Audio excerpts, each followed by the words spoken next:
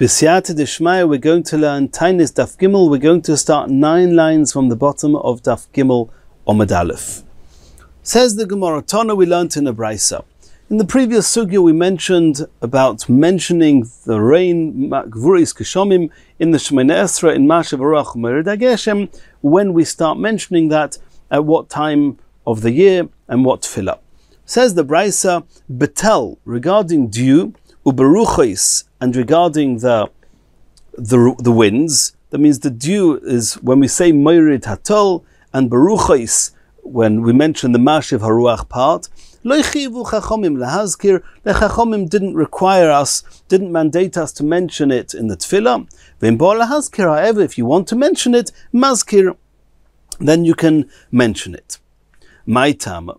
Why did the chachomim not say that you have to mention the dew in the same way as they said you have to mention the rain? Omer of Chanina lefish ein ne'atzorin, because dew never stops. It's not like the rain that you can have a drought and you can have years with rain and years without rain, more rain, less rain. With the dew, it never stops, and therefore it's not incumbent upon us to mention it. V'tal minolon deloi miatzir. What would be the source that dew never stops falling? It says in the pasuk, "Vayomer Eliyahu atishbi mitoishvei Gilad el Achov." Eliyahu Hanavi said to Achov, "Chai Hashem, in the name of Hashem, Elikei Yisrael asher omadeti lefonov, that I stood before him, im yeh hashonim ha'ele, that he cursed him, and he swore and said that these years there's not going to be tal, not dew, umotor, nor is there going to be rain, kiim lefi dvori, only when I say, only according to my words." That's how he was rebuking and threatening Achov. Uchsiv, and it says later on in the next perek, Vayhi yomim rabim udvar Hashem hoya el Eliyahu bashono ashlishis leimor. In the 3rd year, Hashem told Eliyahu, Leichi roye el Achov, go and show Achov, ve'etno motor al pnei adama. And now I'll show him that we're going to give him back the rain, and then he'll see that it is the tzaddikim and it is Hashem that is running the world. Now, the pasuk doesn't say that Hashem told Eliyahu, go and show him that there's going to be dew on the that's going to start is going to again start coming. V'ilu tel loika omalei, didn't tell him. My time, why not? Says the Gemara, mishum deloi miatzar, because the dew never stopped. Asks the Gemara, v'chime'achad deloi miatzar, and if the dew didn't stop all those years, Eliyahu ishtabue lomalei, so why did Eliyahu swear that there wouldn't be rain or dew if the dew continued nonetheless? Answers the Gemara, hachika omarlei. So what he said to him is, afilu tal de bracha nami lo osi. There's 2 different types of dew. There's dew which is the minimum dew that's necessary for the survival of the world, that continued. But the dew which is a special blessing in it, which makes things grow, that also didn't fall those years. Asks the Gemara, v'lehadrei letal de bracha. So after those 3 years when Hashem returned the rain, why didn't Hashem say, let's show Achov that the dew of blessing is also going to start again? Says the Gemara, mishum deloi minkra milsa. It's not discernible. One cannot tell exactly which dew is the minimum dew which fell all the time, and which dew is the dew with the bracha, and therefore Achov would not have realized that this is Hashem at work, because he would have just denied it. He wouldn't have realized it, and therefore Eliyahu did not mention the dew, the coming back. Eloruchos minolon. You mentioned before that the winds also, Mashiv Haruach, also, it's not mandatory to mention it. Deloi miatzre, how do you know that winds, they always continue? There's never going to be a time where there's no winds. Omer Bishua ben Levi de Omar Kra, because it says in the pasuk, Hoi hoi v'nusu me'eretz tzofain ne'um Hashem ki ka'arba ruchos hashamayim. Because as the winds, the 4 winds of the directions of the winds of the heavens, peirasti eschem ne'um Hashem, I'm going to spread you out, said Hashem. My ka'omaluhu. What was Hashem saying there in Zechariah? Could it be that Hashem was telling Klal Yisrael, Dar sinchu ba'ar barucha da'alma, that Hashem was telling us he was going to scatter us to the 4 sides of the world? That's what he said. Ki ka'ar barucha is hashamayim, pirasti eschem nom Hashem, ihochi ka'arba. Why should it say ka'arba, like the 4 ruchos? It should have said ba'arba, that to the four ruchos, to the four directions of the world, I'm going to pirasti eschem, I'm going to spread you. Miboile should have said ba'arba, not ka'arba. Elohocha ka'amar, it must be, the pasuk was impressing on us as follows. Kashem she'iev shala'olam b'loi ruchos. That's ka'arba ruchos hashamayim. Just like it's impossible for the world not to have the winds, kach iev shala'olam b'loi Yisrael, so too, Pirasti eschem nom Hashem, I have to scatter Klal Yisrael all over the world, because the world cannot manage without Klal Yisrael. So you see in this pasuk that the world cannot survive without winds, and therefore the winds will always be there. Omer Reb Chanina. Reb Chanina said, Hilkach, therefore, b'mois hachamo, in the summer days, Omer Mashiv Haruach. If he says Mashiv Haruach, that Hashem is the one that brings the winds, Ein Machzirin Oisei. That even though it's in the summer, which is not a windy time of the year, if you mention Mashiv Haruach, we don't say you have to go back and say the davening again, because either way it's redundant. You don't need to mention the winds. The winds come when they have to come, and they never stop or start at any particular time, and therefore there's no time where the winds are going to cease, and therefore if you mentioned it, it's okay. Omar Moired HaGeshem. However, if you mentioned Hashem brings down the rain in the summer, then we're going to make him say the tefillah again, or we make him go back to the beginning, because it's a curse. Because you're not supposed to mention the rain in the summer.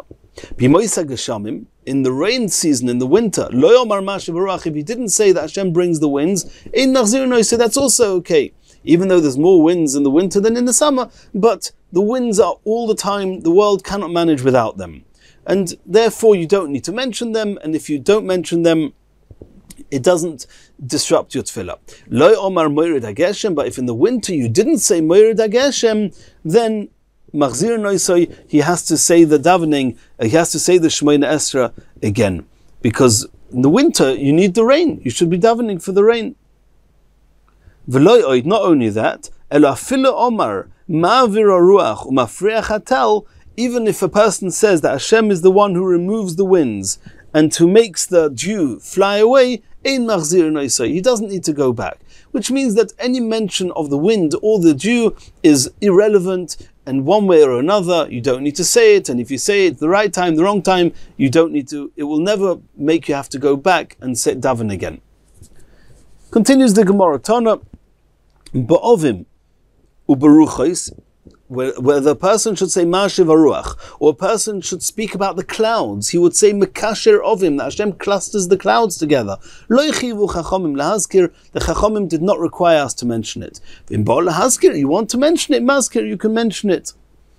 Ma'itama, why indeed is he not required, and it was not mandatory to mention the clouds and the ruchos? Mishum deloy miatzir, like we saw before, because they don't stop. V'loy miatzri, and is that true that they never stop? Vatani Rav Yosef, does Rav Yosef not learn in a brisa that he learns from a pasuk?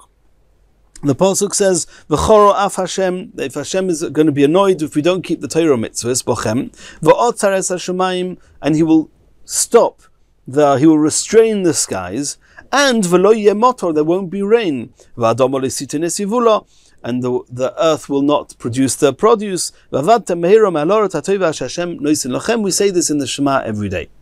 So it says, "V'otzares hashemayim," that Hashem is going to restrain the skies. What is that referring to? Min ha'ovim or min ha'ruchos. Is it not referring to the clouds and the winds? How can you say that the clouds and the winds never stop? It says explicitly v'otzares hashamayim.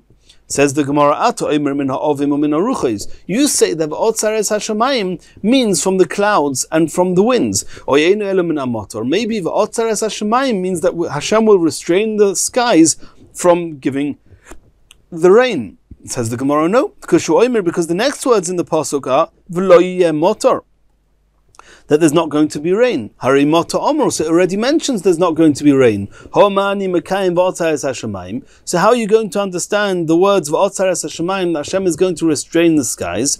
Min ha'ovim or min ha'ruchos. It must be that Hashem is going to restrain the skies from the clouds. There won't be clouds and there won't be winds.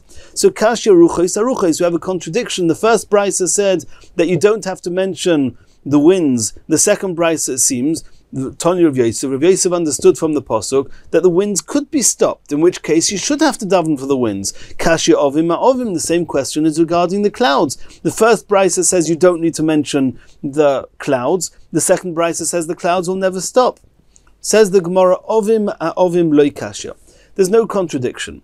Ha b'chorfi, ha ba'afli. The clouds that come before the rain, the earlier clouds, those are always going to be there. And therefore you don't need to mention those clouds. Ha ba'afli, but the clouds, the later clouds, the clouds that come after the rain, those could well be stopped. And that's what it means, v'otzares hashamayim. But since the clouds of before the rain are never going to stop, the Chachamim did not mandate us to mention the clouds in the tefillah. Ruchos aruchos loy kashya. And also regarding the winds, there's no contradiction. Ha baruach mitzuya, ha baruach she'enim mitzuya. The normal winds, those will never stop. And that's why you don't need to mention the winds. Ha baruach she'enim mitzuya. But the ruach she'enim mitzuya, if it's an unusual wind, then those could be stopped. Those unusually stronger winds, they sometimes will stop, and that's what it means, v'otzares hashamayim. But since the regular ruach mitzuya, the common winds, will always be there, one does not have to mention and daven for the mashiv haruach. Says the Gemara, ruach she'enim mitzuya, this unusual and the uncommon wind, chazya lebeidori, you should have to daven for it, because you need it to separate in the place where they separate the chaff from the grain. Then, and you have these winds, it helps to separate the chaffs and to blow away the chaff, and the grains are clean. So why should you not have to daven for that? Answers the Gemara, efshe benafvasa, because you can manage without it as well. You can use a regular sieve. Since you can manage with a sieve, then you do not need to daven specifically for those uncommon winds, and the common winds which the world needs is always going to be there, and therefore one does not need to daven for it. Continues the Gemara Tana, ha'ovim v'haruchos shniyos lemotar. The rain is very good and very beneficial for the plants, for the growth, and secondary to that are the clouds and the winds. Heichadomi, what is that talking about? Omar Ulavi Iteimer Rabbi Yehuda, the Bosor Mitra, is talking about those clouds, or those winds which are, and the clouds which come after the rain, they are of secondary beneficial benefit to the plants. Says the Gemara, Lememra, from here we can deduce, that there is a benefit for these clouds and for the winds that come after the rain. You see, it's a benefit. It's of secondary benefit to the rain, but it is a benefit. V'oksiv, does it not say in the pasuk that Yitein Hashem es metar artzecha, that Hashem is going to make that the rain on the land is going to be ovok v'efer, is going to turn into dust and dirt. Sees min hashamayim yerid olecha adi shomdoch, which is a curse. So you see here that the winds or the clouds that come after the rain, they can be a curse. V'ama Ula v'iteimer Rabbi Yehuda. Ula said that is zika basar mitra, that the winds after the rain, they turn into a curse, because those winds, they blow the dust and the dirt onto the plants, onto the produce, and then they get ruined. So how can you say that ovim and ruchos are shniyos lemotar, and Ula said it's talking about basar mitra, that the ovim and the ruchos, the clouds and the winds after rain, are of benefit, when here it says that the winds after the rain, they actually are a curse.